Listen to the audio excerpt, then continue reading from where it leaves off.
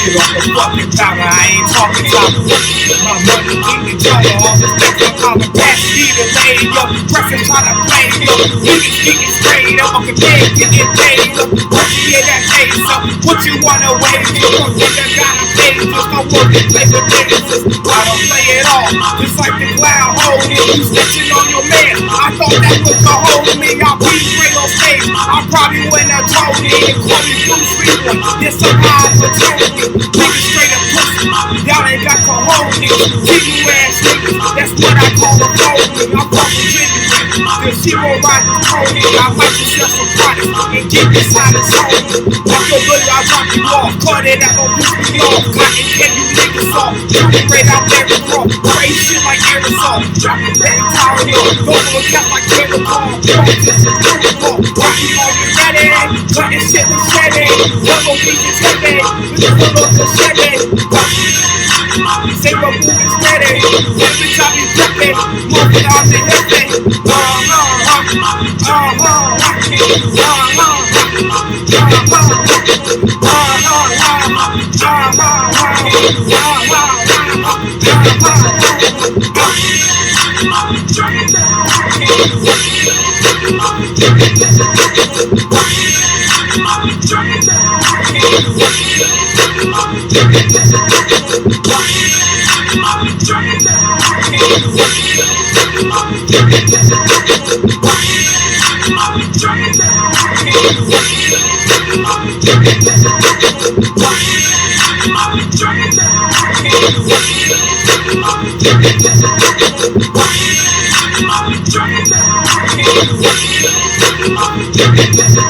Fucking go!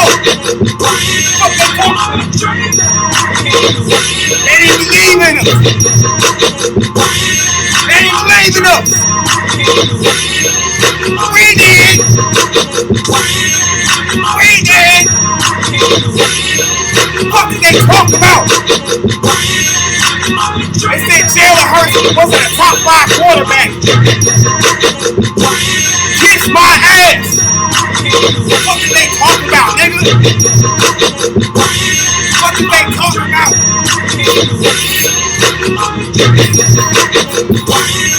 What did they talk about? Smacks over their fucking heads. Playing with us like that. E-A-G-L-E-S, nigga.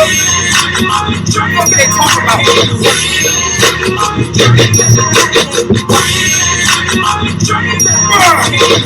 Headshot on their ass. Headshot on their ass. Now I'm my home. We push that fucking mullet back. Headshot on their ass. Built the ass, nigga. Get your ass, nigga.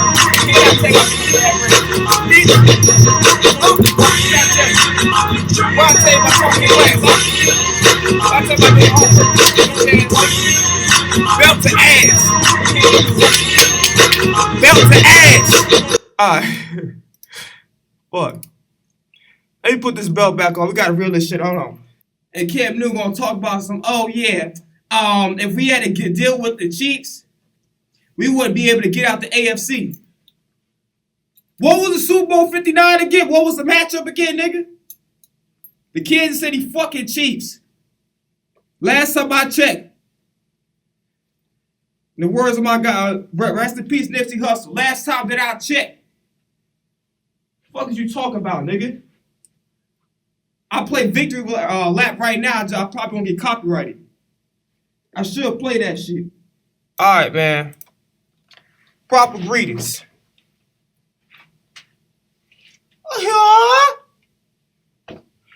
Alright. Y'all already know what time it is, man. It's your boy Bruce Leroy. Before we get started with today's video, I need y'all to like, comment, subscribe before I kick y'all ass the way the Eagles did the Chiefs in Super Bowl 59. Now, I already know I do already. Follow me on all my social medias, Twitter, TikTok, Instagram, everything is at I am Bruce Leroy. Alright? So, first and foremost, I dreamed of times like this, man. Drooling on my pillow. The spit stays still on there. Pillow smelling like a leftover orange peel. Bitch stank. Crust ass shit. More goddamn crust than a goddamn Domino's pizza, man.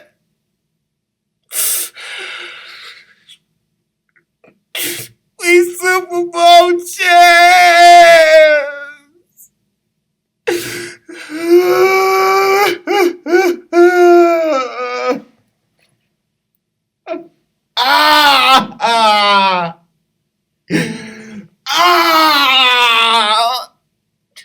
They didn't believe in us. They didn't believe in us. We did. We did. We did. Who got all the Infinity Stones now, nigga? 3-peat what? Y'all bitch ass niggas better order 3 boxes of pizza to cure our depression, motherfucker. That's the only 3 y'all see, nigga. Y'all niggas better play pickup basketball and shoot from behind the arc. That's the only 3s y'all see. Better luck next year, my hoes. I fuck with you, my favorite player of all time. We had to do Belt's ass, I'm sorry. He was my enemy. He was my enemy on Sunday. McDuffie, one of my favorite corners of the league. I wanted him drafted over Jordan Davis. No disrespect to Jordan Davis, but I'm keeping it real. I'm being honest. I respect your game. I like the game, but AJ owned your ass. He little boyed you. He put you in that stroller. Rock-a-bye, baby. He put you in that stroller. He put a pacifier. He said, "Shut up, bitch." He going to sleep soon. Shut up. Stop talking.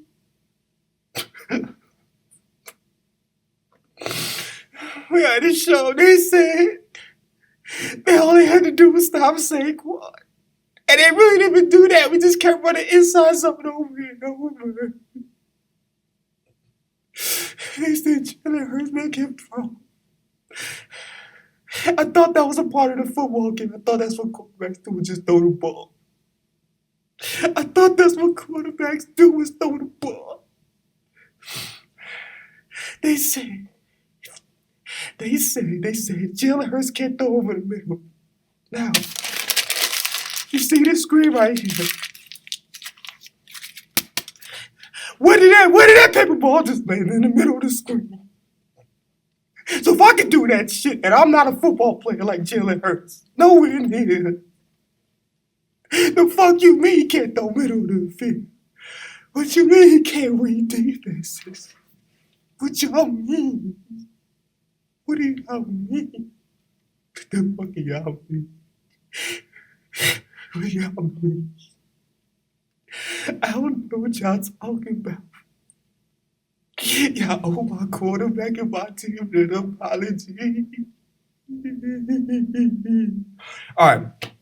Enough for the shenanigans. I'm gonna get serious. I fucked around for like 13 minutes. Okay, so let's get started, man. Let's start getting a little bit more serious. Alright, I ain't gonna do the whole fucking buffoonery shit. We're gonna have some fun today because it is a celebration.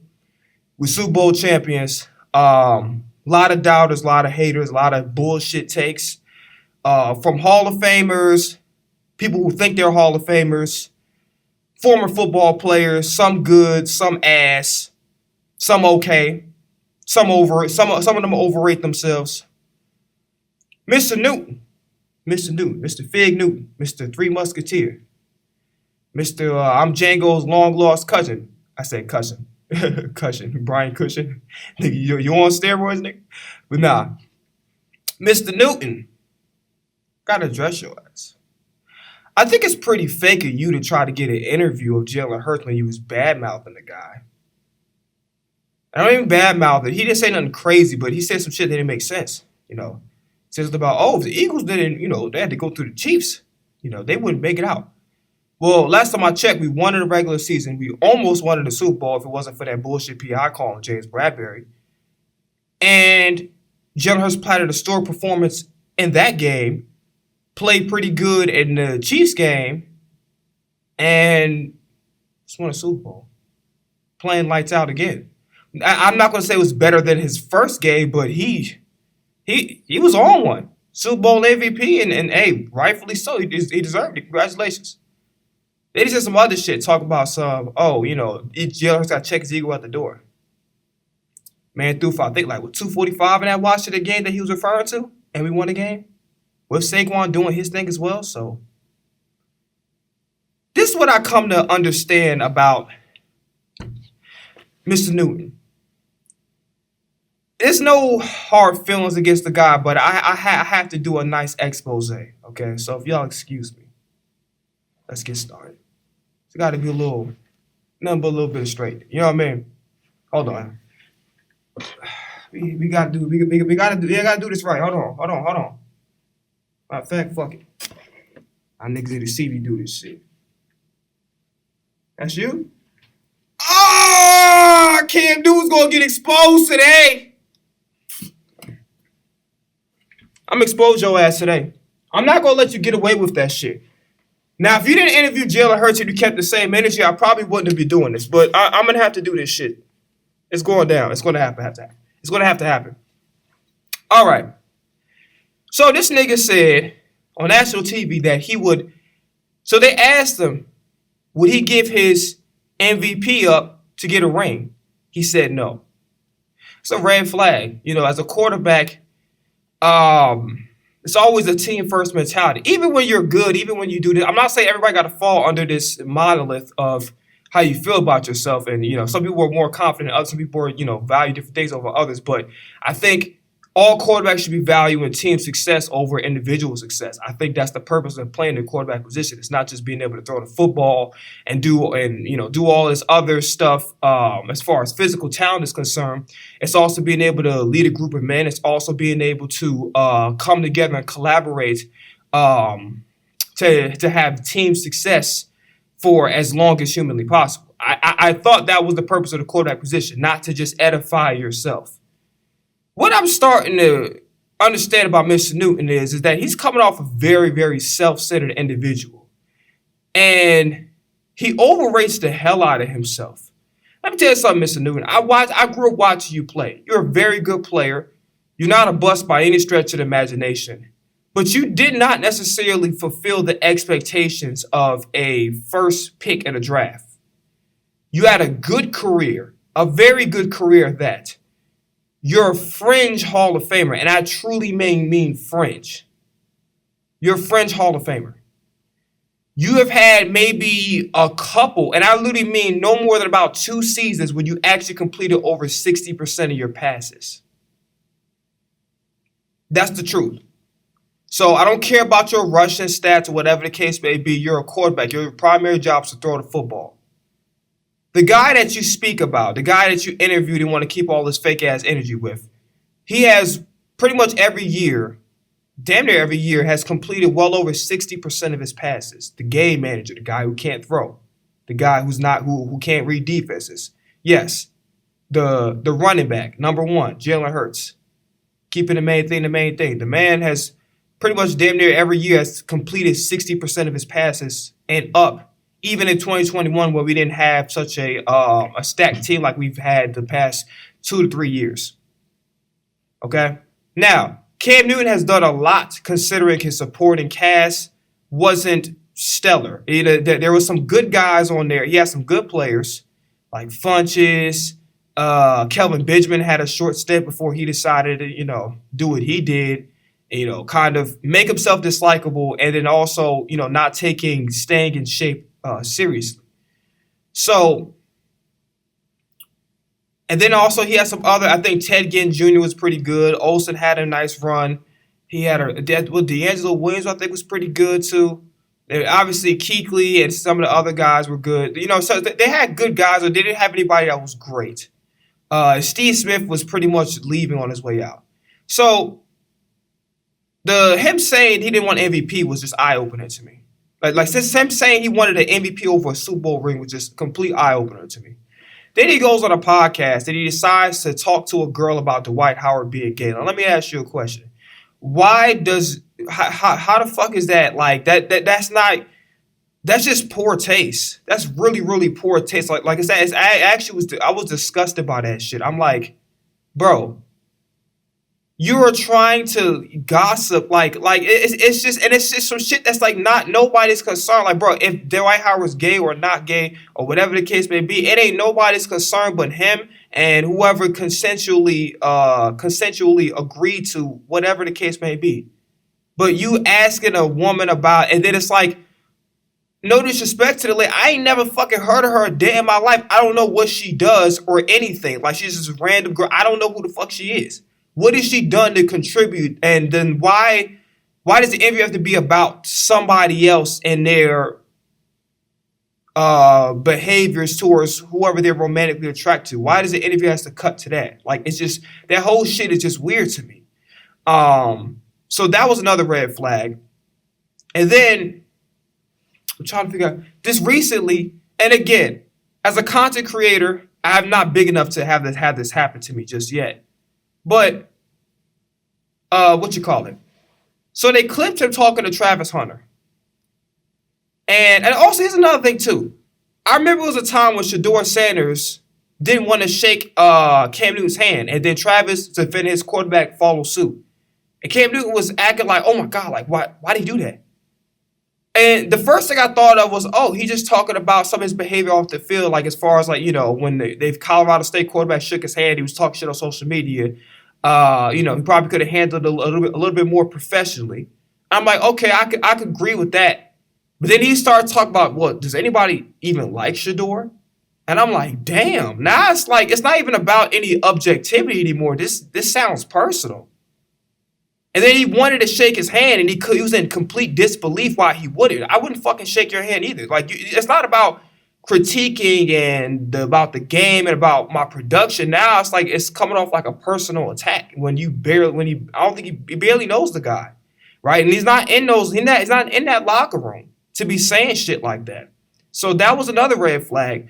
And I didn't understand, because I'm sure if he was him being a young player and as hot as he was, somebody talk shit about him like that, they try to shake his hand and act like everything was all good. He would definitely do the same thing 100%. So how would you not understand the shoe being on the other foot? So going back to the comments he made recently, he was having a conversation with Travis Hunter about being the number one pick and the team they're coming to, and about being the worst team in the league. And I'll paraphrase. I'm trying to like loosely remember what the fuck he was saying in that clip. Right now, granted, more context definitely would help instead of just that short clip. I don't know if he put it out or his team. If his team put it out, them motherfuckers need to be fired.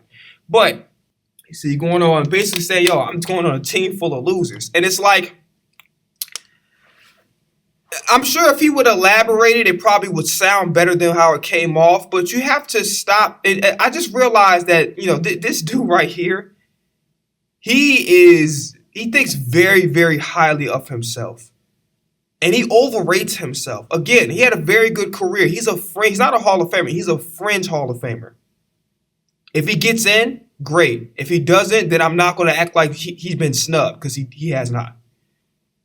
But he overrates and overvalues himself. It's good to have confidence, but when you start really thinking that you're the shit to the point where you're not even thinking about how other people, like, I'm not saying you have to police what you say. You can say whatever the fuck you want to say. You're a grown man. But you have to understand, like, sometimes you have to think about what you say before you say it, because what you say can have a negative impact on others if worded incorrectly. And again, the Panthers have not treated Cam Newton with the utmost respect, considering the fact he probably is their best player in their franchise. They haven't treated him with the most respect. So I understand to an extent that, he's not going to owe them any loyalty in particular. But I'm starting to think that this dude is very self-centered and highly arrogant for somebody who's done good things, some great, but overall, you're not a top 10 quarterback. and on anybody's list. Outside of people who just are a fan of you, maybe they were a Carolina Panthers fan, whatever. Maybe they just like the way you play. But if we're speaking objectively, nobody has you on their top 10 quarterbacks of all time list whatsoever. You were very good, but you weren't that guy that you think you are. And you got to get to a point where you have to. You gotta. He threw that team under the bus, and then Steve Smith made a comment about it.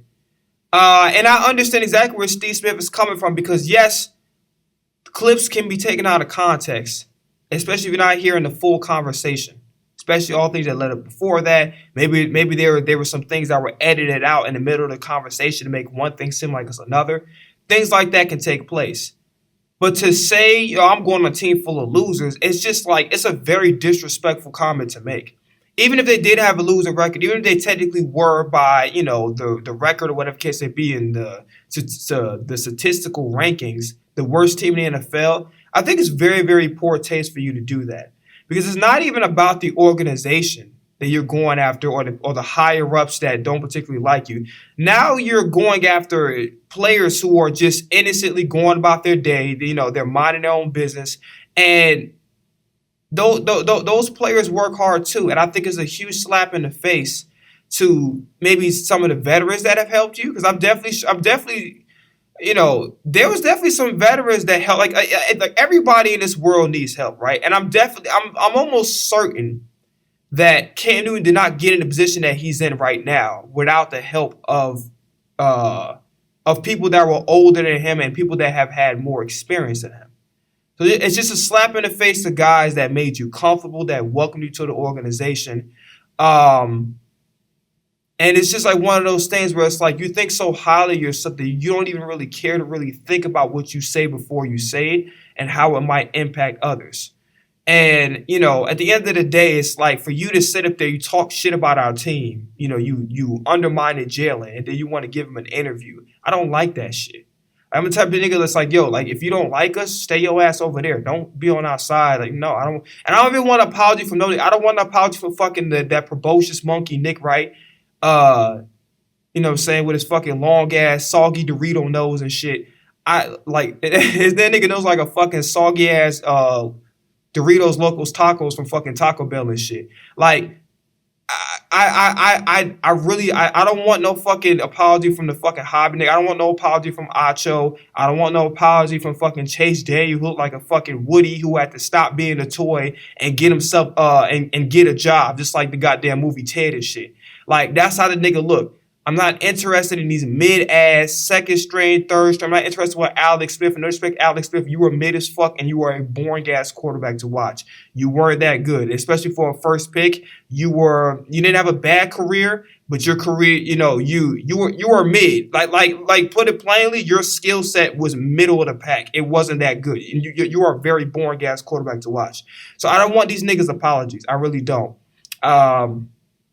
I want silence. I really do, because it's a thing where you can objectively critique somebody, and that's okay. And if you say something in your objective criticism that's wrong, cool. But when you go out of your way to say shit that can easily be refuted by just simply watching the games and being informed, when it's literally your job, like you get paid to be informed, you get paid to read all the articles, to watch the games, to analyze the game from an advanced view. This is what you get paid. This is your job. It's not my job. I love talking about the Eagles. I love talking about football and everything, but it's not my fucking job. I'm an entertainer. I'm a musician first, and I'm an entertainer. I'm a comedian and an actor. That's my lane. I'm a hip hop and R&B artist, comedian, actor, and a writer. That's my job primarily. I just happen to, I want to show myself online, my online presence. I want to be a well-rounded human being, so I just talk about whatever the fuck I like talking about. I'm an Eagles fan and I love the NFL, so I'm gonna talk about that. You know what I'm saying? Because this is what I love to do. But yeah, I'm not here to talk about Cam Newton, but it's a huge eye opener to really see this person kind of for who he is, because it's just like I just can't respect the guy that was shit talking on a team and then want to sit up there and go interview the guy like everything's all good. Like, I don't like that shit. Like, I'm typing like, yo, keep that same energy. And if you're wrong, hey, look, man, I apologize. And I'm cool with that. But don't just act like that you was cooler all the time. Like, hey, what's up? Like, yeah, that motherfucker made his head. Like, that nigga quarterback. Yo, that motherfucker, they should be running read options. Oh, Jalen, what's up, my guy? Hey, keep the main thing the main thing. Hey, you know what I'm saying? Hey, we had a purse before they had an opinion. You know what I'm saying? Like, that shit's fake as fuck to me. I don't like that. You know what I'm saying? All right, let's get started. Quick thing about the NFL honors was a fucking joke. Matter of fact, I don't even want to get into that. Fuck the NFL honors. I want to get to this game. So first things first. I owe an apology to Nick Sirianni. Okay? I'm finally going to apologize. And I kind of been beating around the bush. I should have apologized when we won against Washington. And here's the reason why I'm going to apologize. I'm not going to apologize for the criticisms that I have because at that time they were valid.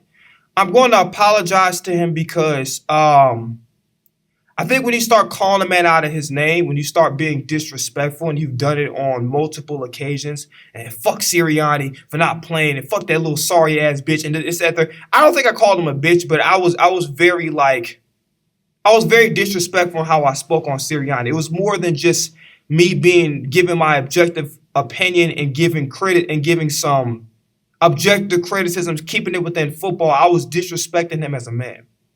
And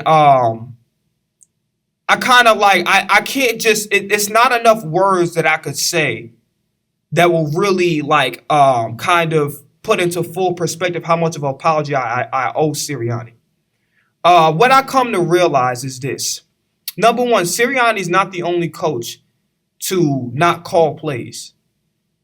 Okay, there's plenty of coaches in the league, Dan Campbell included, who has even John Harbaugh and so on and so forth. They have offensive coordinators and some that have defensive coordinators. Even if they say, okay, I specialize in offense or I'm a defensive-minded coach, they still have coordinators that, okay, well, you go ahead and call the plays.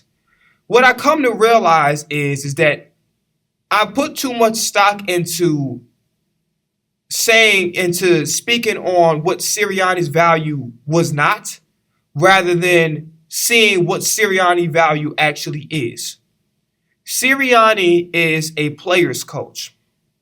That is his level of expertise. That is what he contributes to this team. He's a player's coach. He is a great balance, not a good balance, a great balance between holding you accountable to do your job and to do it well. He's competitive. He wants to win. And at the same time, he does a great job balancing that with not being super strict and allowing players to express themselves. And I have to give a huge commendation for him because, yes, he allowed his stubbornness to make us the worst team in the NFL in the last 7 weeks of football last year. But nobody's perfect. Everybody has, including myself, everybody has their shortcomings of things that they're not necessarily as strong in certain departments. Play call made is not necessarily Nick Sirianni strong. The X's and O's is not Sirianni strong suit, okay? But that doesn't make him less valuable. It's just his value is not going to be what I think. It doesn't matter what I think. His value is that he brings guys together, he holds them accountable, and he sets a standard. And the players respect the hell out of him because he's consistent with that standard. You know what I'm saying? So I expected perfection, and I was looking at it through a lens of what I thought a coach should be. Not understanding that Sirianni's value was, there's a reason why people fought to keep him, even when I thought he should have been fired. And I've been telling him, fire his ass, fire that, da-da-da. And here's the thing, okay? I'm gonna keep it all the way stacked with you. If I had just been giving objective opinions and I didn't call a man out of his name so many times, I just leave that an apology and that's that. But I don't like sitting up there and apologizing for being disrespectful for an extended period of time. And just think that, it's gonna be cool if you just apologize and you move forward. I think I told y'all on Twitter that I was going to do something extreme because I don't think me saying sorry is enough. Oh, it's easy to say sorry. You won a Super Bowl, right? And then here's the thing. I owe an apology about the Saquon situation. He made the right decision. He valued his players' safety, and he kept things into perspective. We all like, wait, Saquon could like, and on top of that, the yards he had to get, he was going to have to play a whole first half. He had to get like, I think it was like 100 and some change left to get the single season rushing record. And I'm sure he thought on it, but he's like, you know what? It's more important for my guys to enter the playoffs healthy and give us the best opportunity to compete for a Super Bowl than competing for a meaningless record that isn't going to really dictate anything, right? It's nice to have, we got the single season rushing record, but what if Saquon would have got hurt? Because the amount he had to get over 100 yards, so he would have had to, he wasn't going to get that in the first quarter. He was definitely going to have to take at least the first half to be able to cross that threshold. That's a lot of time on the field, especially if we're giving him a lot of carries. We're giving him 20, 25, sometimes 30 carries a game. That's a lot of wear and tear on the body. He even had like a little wrist injury in the playoffs. I think it was either the Rams or the Commanders. So he kept things into perspective. He said, it's more important for us to win the Super Bowl and have everybody healthy and rested than it is to go after a stupid ass record. I didn't understand it. I thought we could have did both, but he ultimately made the right decision, regardless of how I felt about it or not. So here's what I'm going to do as my formal apology to Nick Sirianni. I'm not going to just apologize. It's not good enough. I think that, of course, when things are good, of course you're going to apologize. No. You see this head of hair right here? It's beautiful, ain't it? Got a haircut and everything. Well, we're going to get another haircut. I'm planning on doing it next week. I ain't going to make no promises, but it's definitely going to be done. I'm going to shave my head like Nick Sirianni. See, y'all see this shit right here? This is what I'm going to be getting. And this is my way of apologizing to Nick Sirianni for being disrespectful. Because I don't think it's good enough for me to apologize, because of course you're going to apologize because you won a Super Bowl. That's not good enough. Especially if I had kept the opinions about him, let's say I was wrong and I was being objective, and I kept it football related shit, and I didn't I cursed, but I didn't call him out of his name. I'm like, cool. But too many times I called him out of his name, and I'm like, you know what? I put my hat on the wrong fucking way. I'm stupid as hell. I'm still putting it on the wrong fucking way. Jesus Christ. Okay. All right, man. Jesus. Oh my God. You can't put your fucking hat on. You dumb as hell. What the fuck? All right. My bad, yo. I'm tweaking like a motherfucker. All right. So as my way of apologizing to Nick Sirianni, I'm going to shave my head completely bald. I'm not going to like it, but I think that that's what I get for being disrespectful for so long and not standing by him. Because as a fan of a team, you got to stand by your coach through the thick and thin. And to act like the Sirianni did no good here, even through the 7 weeks, I was frustrated, and I think all the way up until week 4 Dubai. Excuse me. Nah, I don't. It's not enough for me to just apologize. I'm gonna shave my head bald like Nick Sirianni. It's gonna be. I'm gonna hate every fucking minute of it, but me apologizing regular, it's just not gonna cut it. And I have to do something that's just like on the extreme, and I'll be shaving my head. I'm not gonna like this shit. I'm gonna fucking hate every minute of it. Good thing is my hair gonna grow back and whatever, and I gonna be able to get a haircut for like fucking 4 or 5 months. So I'm straight on that, but I gotta shave my head. I have to do it.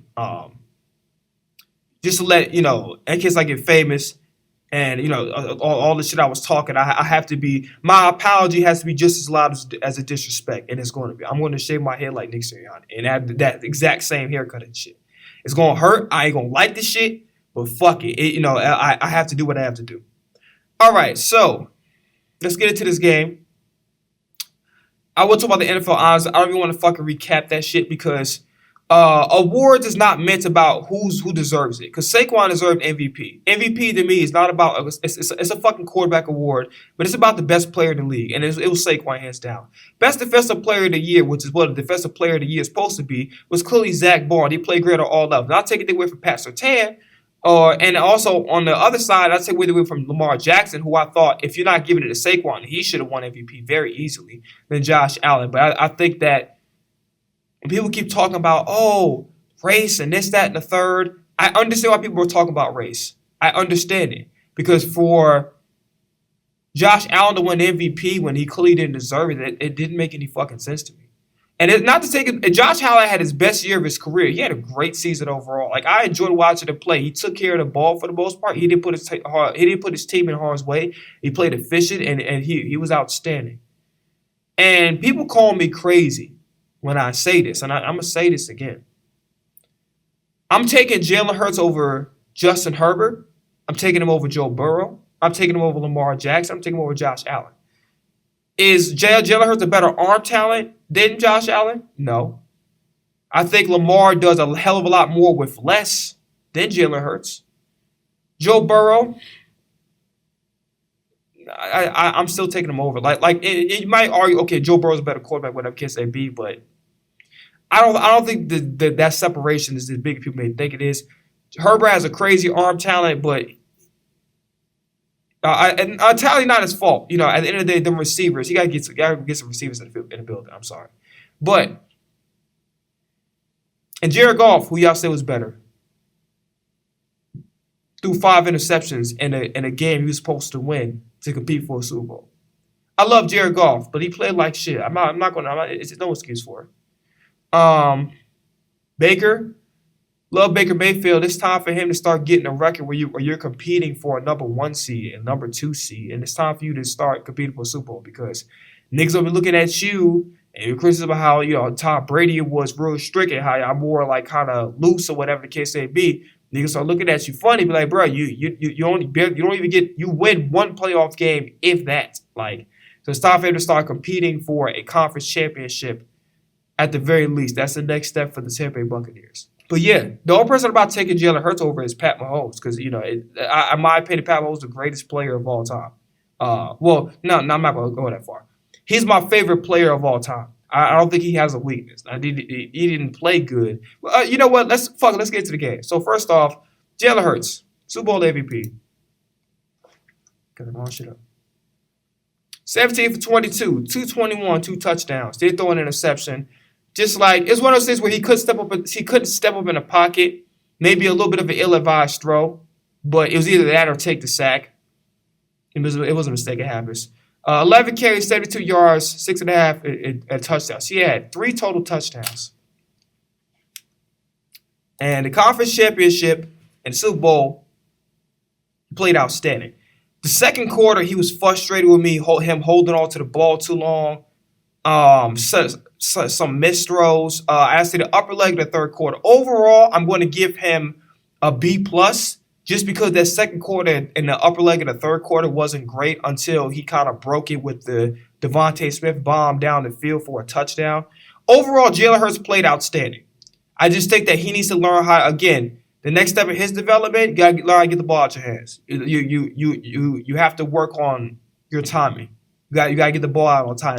Separate from great quarterbacks from the good quarterback. But honestly, Jalen Hurts made everybody eat fucking crow. And I think that even though he got a, you know what? I'll tell you this much.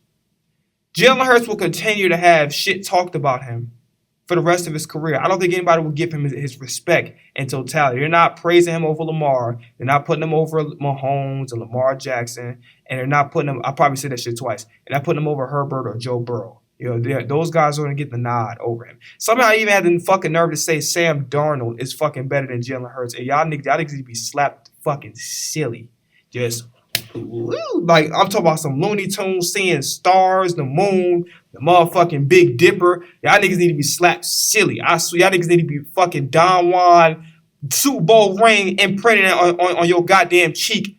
Slapped silly for saying Sam Darnold is better than fucking Jalen Hurts. Y'all niggas is smoking crack rock. Y'all niggas was up there and smoking that New Jack City 80s big chain furry ass Kangos Adidas sweatsuit ass crack. Y'all niggas was smoking saying Sam Darnold was better than motherfucking Jalen Hurts. Y'all got me. Y'all all the way. Y'all got it all the way fucked up. Crazy. But yeah, Hurts was outstanding. Give him a B+ for sure. I give him an 88 out of 100. He definitely maybe probably an 89. I'm grading on the curve because the biggest stage, he got it done. You know what I'm saying? Saquon didn't have a like he did some work in the passing game. Let me see what his stats are for that real quick. He had I don't know why I hit that false settle. Okay, 6 receptions, 40 yards. So he did some work, 57 yards, nothing crazy. But here's the thing, right? I'm not going to say they shut down the run, because shutting down the run to me is we tried every way to run the ball, and that just didn't happen. We didn't try to find every way to run the ball because we waited until it was way too late to do a toss play. We didn't do no counter pulls. We didn't really try to do different stuff to keep Kansas City off their feet or to challenge them to stop the run. So I'd say, I guess, that for whatever it's worth, from a statistical point of view, I guess they stopped it. But really, they didn't really do much because we didn't really try to run the ball in multiple ways to try to get the defense off balance, to really see, okay, is the run really not working? Or are they actually, or we're not trying enough different stuff to try to get the defense off balance, to counter them, put all the guys in the box, right? And I think it was a pretty stupid-ass game plan to basically say, yo, we're going to stack the box and let Jalen Hurts throw. I think what should have been Spagnola's defensive mindset was blitz the fuck out of Hurts and make him feel as much pressure as humanly possible. Make him feel very uncomfortable. That should have been the game plan for the Chiefs coming in. I don't think they should have been focused more on Saquon is going to get his carries. I think if everybody stayed disciplined and everybody tackles properly, he's going to break a few big runs on y'all. But at the same time, you understand what I'm saying? Like, they should have been definitely much more aggressive as far as, making it a point of, we have to put pressure on Jalen Hurts. We cannot have him have a clean pocket. We got to make him roll to his right and make him hold on to the football. That should have been Spagnola's defensive philosophy. But so happy it wasn't. A.J. Brown had a brief scar. And listen, I feel bad for even mentioning this because we're Super Bowl champions, and that's really all that matters. But I have to say it whether people like it or not, because that's what happened during the game. So him and Sirianni and A.J. Brown had a discussion, and I couldn't understand why A.J. Brown was yelling at Sirianni, because Jalen Hurts was the one technically not playing too well in that specific time. Like I said, the second quarter and the upper leg of the third, Hurts struggled a little bit as far as getting the ball out and getting in rhythm and holding on to the ball way too long. Sometimes the pressure was just in his face, and it is what it is. But other times I feel like he holding on to the goddamn ball way too fucking long. And he just need to just throw the check down or whatever the defense is giving him at that particular time.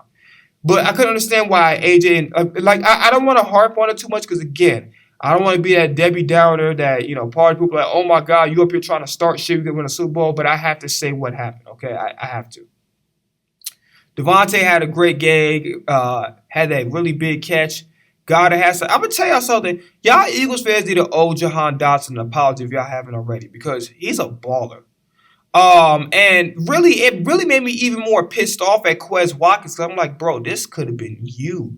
In 2022, this could have been you. And again, I understand it's hard when you're a really good wide receiver, and then psychologically, damn, I might not even get the ball this game. So all I'm going to be doing is blocking. But it just goes to show you the type of player that Jahan Dotson really is. Because for him not to get targeted as much as he really should be, not to really get involved, especially because the dude had a 7 reception, 94 yards, and a touchdown playing with the third-string quarterback in Tanner McKee. And no respect to Tanner McKee, because I don't think he's a third stringer. I think he's a second-stringer spot starter at the very least. So it's no disrespect to McKee when I say that. But it just goes to show you that, hey, I'm the best wide receiver on the field, and I got 94 yards and a touchdown with 7 receptions with a third-string quarterback. So just imagine if we involve him more in the offense. And it just pissed me off about Quez Watkins, because out of all the Eagles fans, I've probably been defending Quez the most. But at the end of the day, how you perform when things aren't going your way, when things are adverse, if you stay ready, you ain't got to get ready. You understand what I'm saying? So when Quez wasn't doing what he was supposed to do, and he allowed his circumstances of him not getting the football, him not being involved in the offense, he allowed that to fuck with him psychologically, and I think that translated to his play. I don't think Quez fell off from a skill perspective. I think that mentally he was fucked up, because you think about it like this. You're like, 21, he was beasting. So in his mind, he's thinking, okay, well, 2022, you know what I'm saying? I'm going to be rewarded for my contributions to the team And then for you, basically, the coach to come tell you, say, hey, you're not really gonna be involved in the offense like that. And for you to get targeted once every 5 games, and that's really being generous. You can't develop a rhythm. You can't improve. You know what I'm saying? Because you're not getting the value. The value. It's not the same way. And if you know in the back of your head that I'm not going to be involved in the offense like that, I just think Quay just stopped trying. And he didn't look at the situation and say, you know what, when my number is called, I'm just going to come through. He just kind of just gave up. And it showed in his play. And I look at what Jahan Dotson's doing, and he's doing the exact opposite. I'm sure in his mind, he's probably like, man, give me the fucking rock. I know in the back of his mind he's thinking that. But he's not thinking about himself. He's thinking about the team. And because he's thinking about the team, that's why he played the way he played. And honestly, I think Sirianni, if he stays next year, because I think he's under contract, he stays next year, they need to make it a point of emphasis to start throwing him the ball more. Jalen Hurts, I understand like AJ and Devontae and God or whatever, but you got to start throwing the goddamn ball to Jahan Dotson and start looking for him because he's coming through. He's catching the football when they're throwing the ball to him. I get it. We got so much talent. It's hard to spread the ball around at times, but you got to make it a point of emphasis, especially when your primary options aren't open. You got to give Jahan Dotson the ball. I'm sorry. Like he especially all that he did doing the dirty work, not complaining. I know in the back of his mind, like, give me the fucking ball. Like, golly. I know in the back of his mind he thinking that, but he not taking it out on nobody. You understand what I'm saying? So I think I'm trying to figure out what else I want to say on offense. And they called the PI, which I thought was bullshit on A.J. Brown. But then again, it's like if you grab his face mask, I guess. But to tell you the truth, they could have let that one go because A.J. Brown didn't even need to do that. He was going to make the catch regardless. And we probably would have had, excuse me, I'm burping so much. We probably would have had even more points after that. So that's interesting as well. I'm trying to think about what else I want to talk about offensively. I'm trying to think. Goddard had some catches. I don't remember. Becton had like a little injury scare or whatever, but I think he ended up being okay. I don't have anything else to discuss really. It was just an ass whooping on all fronts. There's nothing really. I have nothing to say. By the way.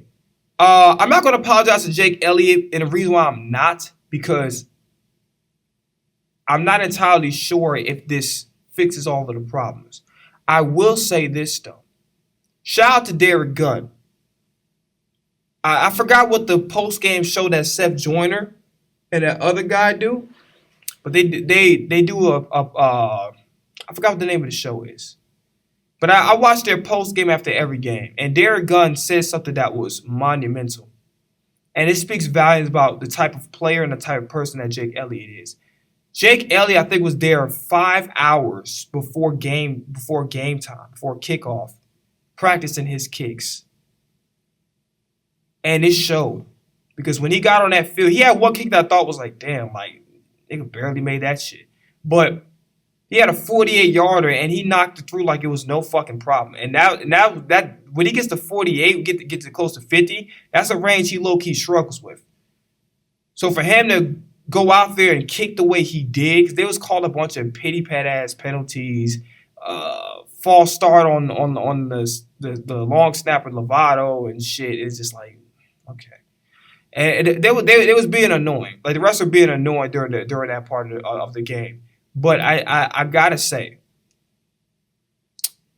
I'm very proud of Jake Elliott. And as much as we criticize him about it, damn, he existed and shit. Damn, we might need a new kicker. I don't know.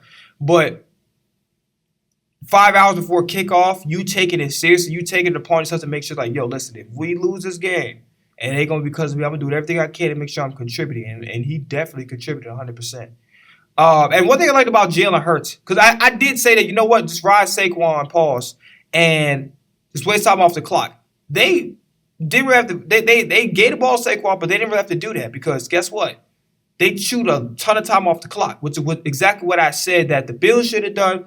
That should have been the point of emphasis: is keep the ball out of fucking Mahomes' hands at all costs, and they did that. Now let's talk about the defense because the defense was outstanding. Bro, I'm not going to lie to you. I kid you not. When Cooper DeJean caught that pick six, I damn near started crying. I think if BG would have had a sack, because he was so fucking close, He was so damn close to having a sack on multiple occasions. I think if he'd been maybe a little younger with a little bit more fresher legs, he would have got Mahomes' ass.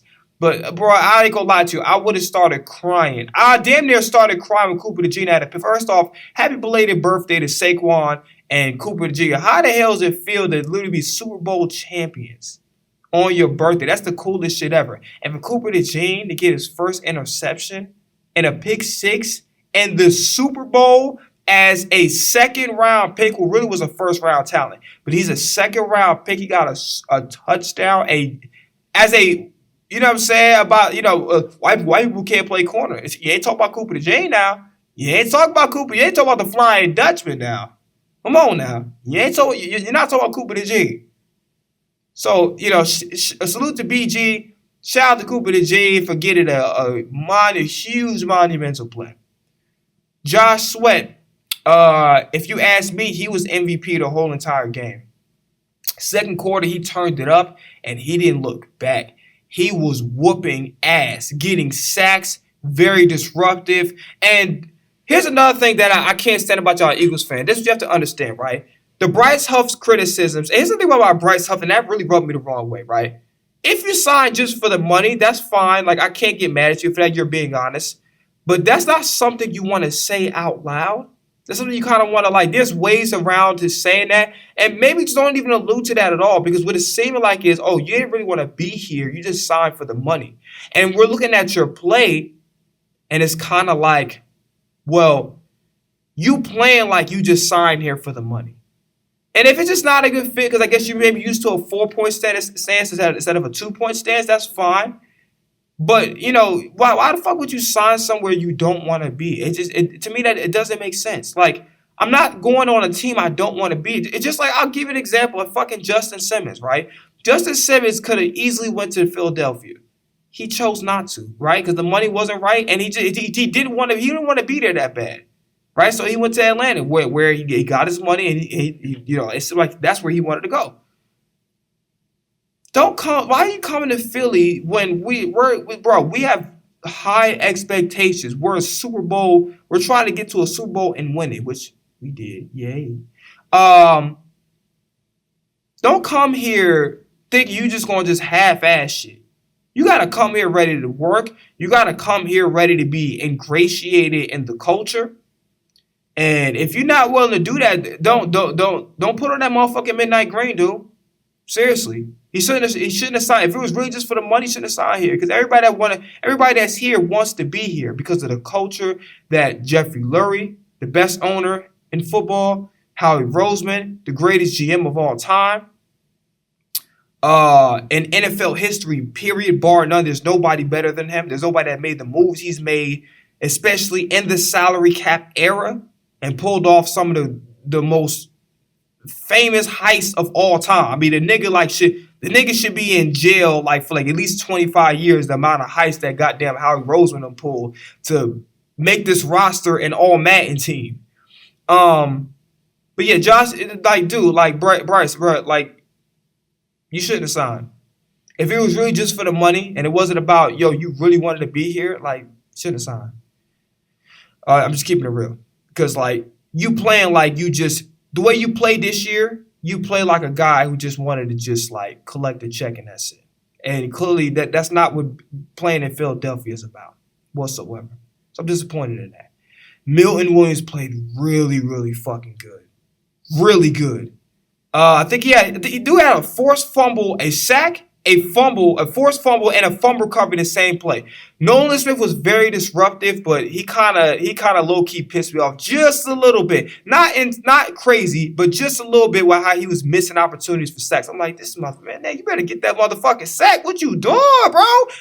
Bro, you young. BG, I understand. You know what I'm saying? Just came off the injury, been a hot minute since he played football. I get why he ain't getting the sacks.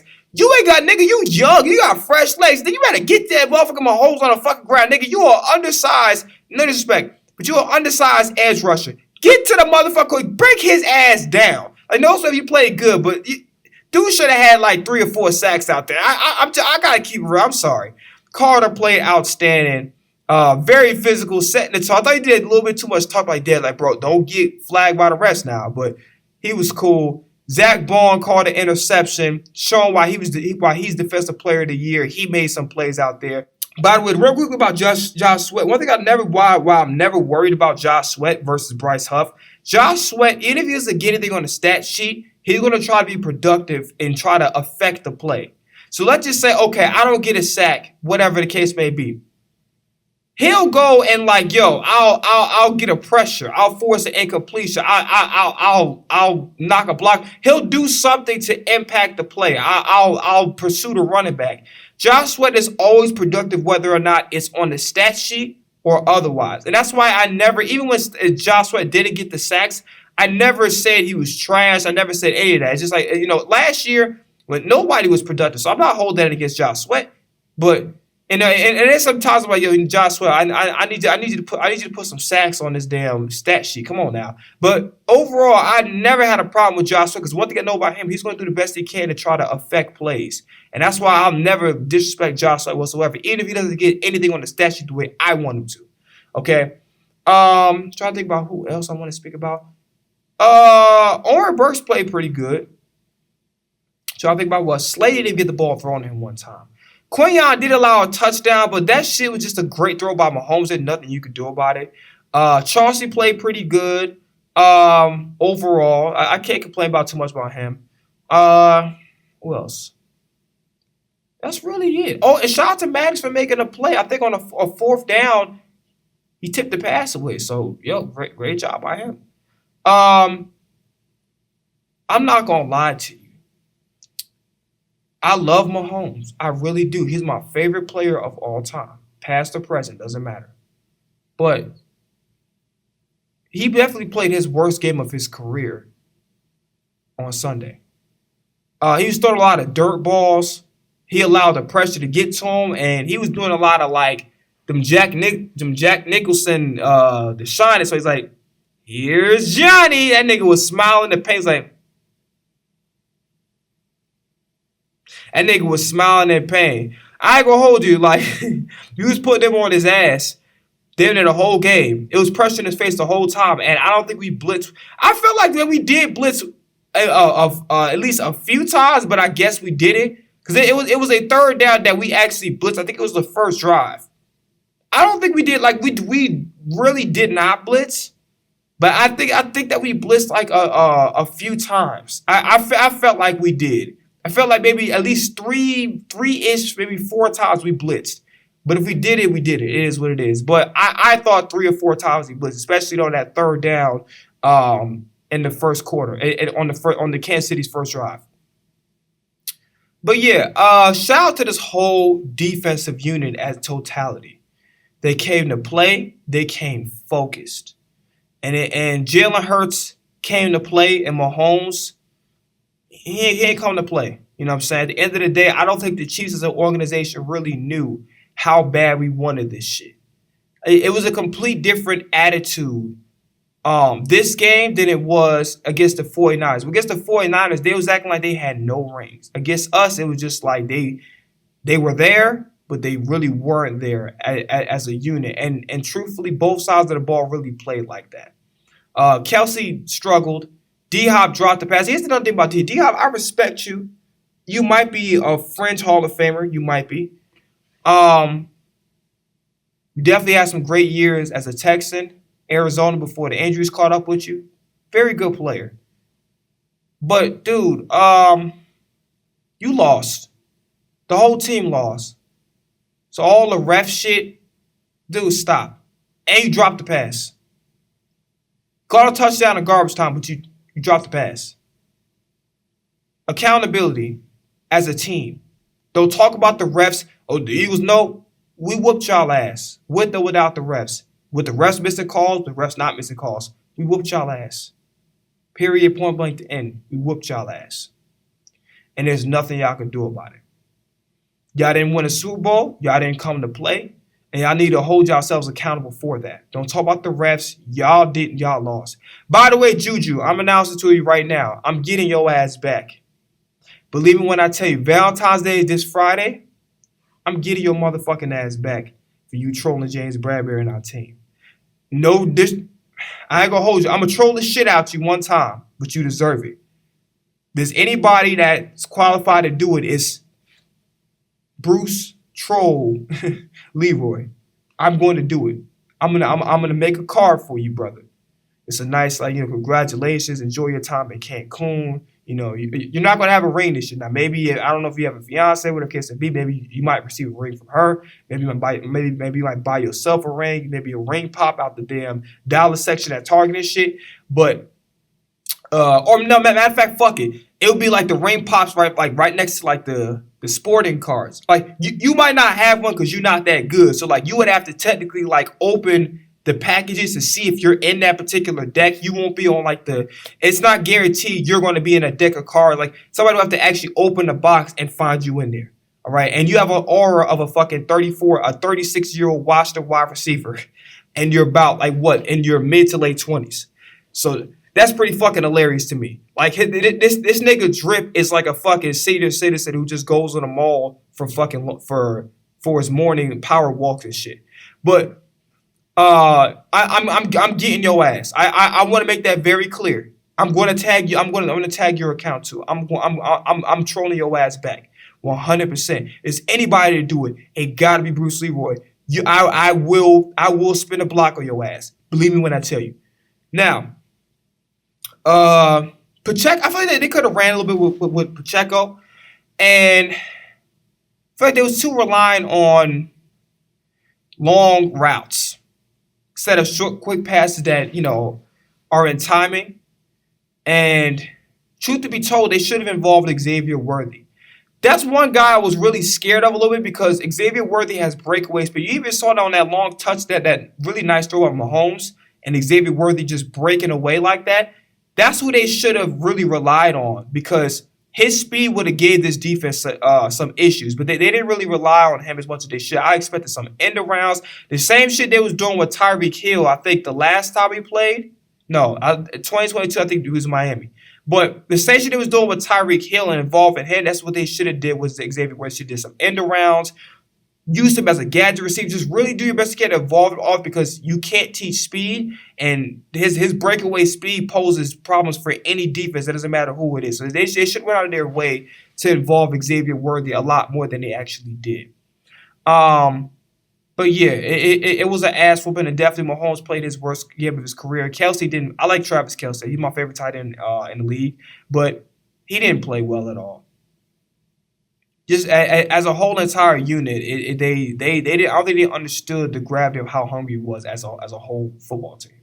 Okay, so I think that's all I gotta say. That's it. Super Bowl champions. No more Eagles videos for a while. I can't do any more button videos because they're now copyrighting my shit, even though it's fair use, even though it's 1,000 motherfuckers doing it. On top of that, I'm not gonna lie to you, the button is actually getting boring as shit. Hot Shit Call All the Monsters remix, the one that I played in the beginning of this video, that's still out on YouTube and SoundCloud. I have another song. So on top of, look out for my trolling post on Juju Smith-Schuster because I'm definitely getting it back in blood. Getting back in blood, nigga. But yeah, so on top of my troll post, I have another song coming out. I can't release it on Valentine's Day exactly because goddamn Drake and Party Next Doors will be dropping. And it's rumored that it's a possibility, Kendrick and SZA might drop a collab project on that day to try to compete with him. Maybe. And I think it'd be a smart move because of the visibility he got for the Super Bowl. By the way, that halftime performance was, and it's not Kendrick's fault because sometimes when all you can do is rap, it's kind of like remind me of the Eminem performance during the Terrence Crawford fight. It's like when all you could do is rap, the other stuff has to compensate for that. Like niggas make fun of the choreography with Rihanna. I'm not gonna lie to you, and I don't disrespect because I'm pretty sure they're better dancers than me, but the choreography was horrible. I'm not like I ain't gonna hold you. The choreography was hard. The production was mid, and they should have brought more guests out. And the Lil Wayne thing, I guess it makes sense because like if I'm Lil Wayne, if I signed to Drake, why the hell would I sit up there and they know they're gonna dish you on the what's the name? It's just like whatever. But they definitely could have did more with the production than what they did. And they should have brought out some more guests. Like I would have loved to have Kendrick Lamar perform with Rihanna on royalty and shit like that. not royalty, sorry, loyalty.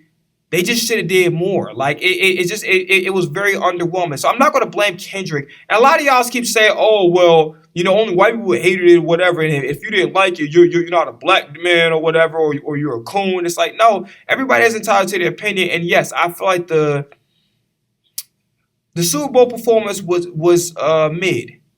And that's putting it light. And I go like it wasn't good. And it's not Kendrick's fault why it wasn't good. He did his part. The breath control was on point. You know, the little dances he was doing was on point. I guess it's like Kendrick did his part. It just was more so like the production should have compensated, because when you have a rapper who doesn't dance, all the other shit around him has to compensate for that. You understand what I'm saying? It's like you're dealing with Beyonce who can sing.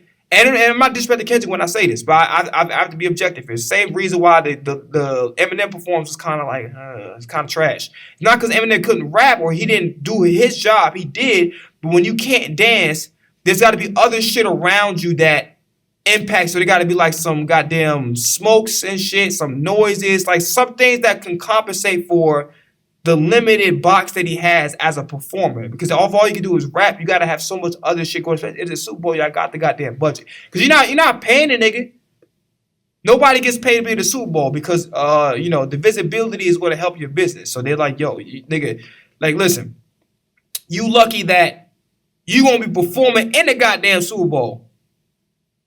We don't, listen, we ain't got to pay you nothing. Like the opportunity itself, that's our payment. So they don't even pay you for to perform the Super Bowl. But they gotta have the production was not great. The production was pretty good. I like the production on the Usher shit. That was fire. But the Kendrick shit, they low key did him dirty. And there's nothing wrong with saying that you don't like. If you don't like the performance, you don't like the performance, and that's perfectly okay. It's not a race thing. If you like it, you like it. You don't, it's not that serious. All right, man, we're done. So I got a song coming out on Saturday. It's going to be called Compete With Me, right? It's going to like a little ode to Valentine's Day or whatever. I ain't going to tell you what the song is about. Y'all going to have to find out when it comes out. I'm putting it on Bandcamp only right now. I'm just not interested in just like, I'll probably put it on SoundCloud too. But that's about it. I don't want to put my shit on streaming platforms right now because it's like I want to put it on there, but if I ain't getting paid for that shit, like I just nah. And then I want to put it on, like I really want to put my shit on streaming platform, but I don't have time. My song get taken down, and I don't want to put my shit on something that like, I'm just gonna take me fucking 3 years to get $1. Like no, like I just rather just like get my shit where it's like I set the price to it, so it's gonna come out on Bandcamp. So just be on the lookout for that. And that's all I got to say for y'all, man. So y'all enjoy the rest of y'all day. Enjoy this victory, man. We earned it. We had a lot of doubters and naysayers. Enjoy the fuck out this victory, man. We earned it. Everybody worked hard. By the way, shout out to Darius. So before we conclude this, Slay, if you're not here next year, I appreciate everything you did. And once again, I apologize for all disrespect that I had. I had to, you know, you were doing some bullshit early in the season, but I had to call you out on it, but it's nothing but love and respect, especially because of how you finished the season. It's not about how you start, it's how you finish, and you finished amazing with your play, your leadership, and I love when you sat up there and you fought back. I think it was the Pittsburgh game. That shit almost brought nigga tears to nigga eyes. That's what I'm talking about. We wanted to see that from Slay. It was not about his skills, because I always thought he was a very good corner. It was about, one, stop thinking about yourself so much. You gotta think about your team. And like we want to see, like, yo, are you willing to lay it down on the line and sacrifice everything for the team? And he showed that he's willing to do that and then some. So BG, if you're not here, enjoy your retirement, bro. Like you earned it. So happy that you played the Super Bowl. And we gave you a ring. You deserved it, for sure. Especially what you did 27 this whole time. The leadership on and off the field, you've been outstanding for sure, man. So salute to Slay and salute to salute to BG and salute to Slay for sure. That's all I gotta say, man. We gone. That's it.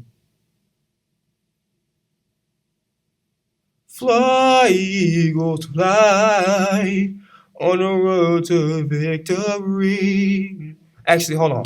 I have to pull the lyrics. I don't remember that shit. It's low key a shame. I should actually remember the fucking lyrics. Yeah.